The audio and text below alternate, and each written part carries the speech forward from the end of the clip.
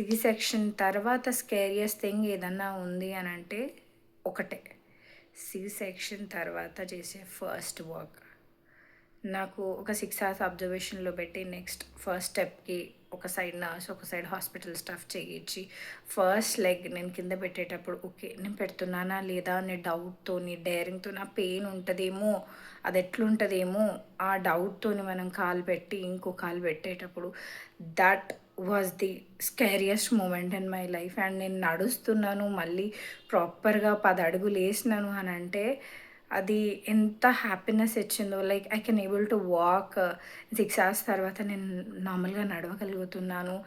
ఆ happiness and first step out చేసే ముందు ఆ స్కేరీనెస్, దట్ మూమెంట్ నేను నా లైఫ్లో మర్చిపోలేను.